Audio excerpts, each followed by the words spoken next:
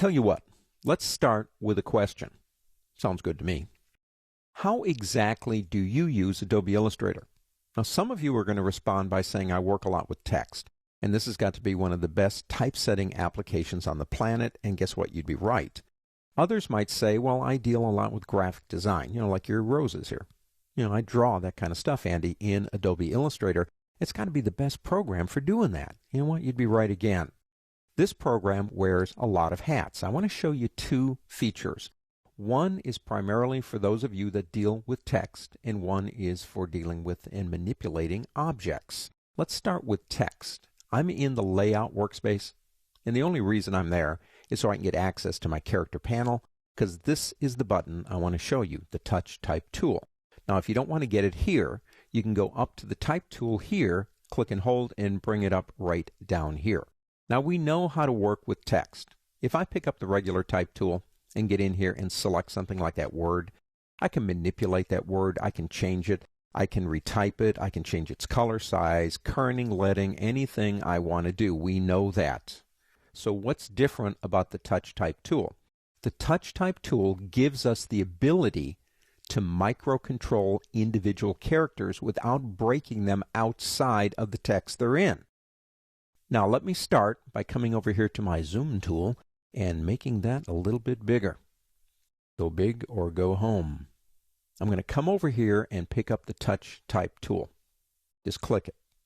Now come over here and choose a letter that you want to manipulate, like the T in that. It selects just that one letter. You have controls on the corners and at the top up here. For example, if I come up to the top and drag, I can change its rotation, but check out what's happening. This is where the power is. It's pushing the text to compensate for what I'm doing. It gives me total control. Let me undo that and take it back. I love undo. These buttons, all four, do different things. If I go to this one right here and click it and drag it, it gives me vertical scale.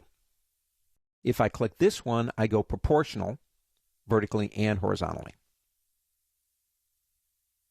If I click this one down here, I have horizontal scale. And if I click this one, I can change its baseline. Now, once you have that character selected, if I want to, I can come over here and change its color.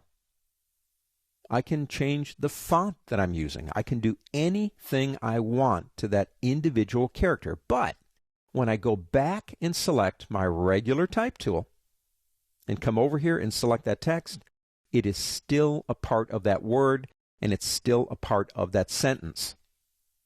Total control over that text using the Touch Type tool. That's pretty cool. Now, let me take this back down so we can see the whole thing for a second. And let me come up here and pick up my selection tool. I'm going to select this box going around here right now. How about those of you that deal with objects and you want to manipulate the objects? I have the box selected. I'm going to come over here and pick up this tool, which is our free transform tool. Now when you do, you get this box that comes up automatically. You can move it around if you want to. The first area up here is constrain, and this one down here is a free transform. So if I leave constrain on for a minute and come over here and grab a corner and drag, it is increasing its width and height proportionately. If I come over here, I can either go up and down with it, or, check it out, I can go left and right. So I'm making kind of like, I suppose, a parallelogram if I do that. Just like that. Let me undo that and start all over. If I turn off constrain and come back over to a corner, I could rotate the box if I want to. I can come over to this one right here again and begin moving it around. If I turn now on this one right here called perspective, let me go ahead and undo what we've done.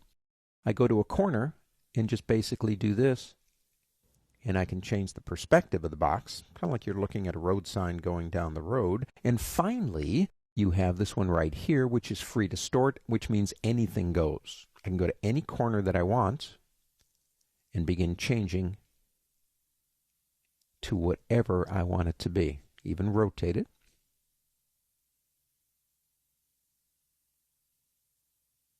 total control over text and total control over manipulation of an object. Two features in Adobe Illustrator that I find quite valuable.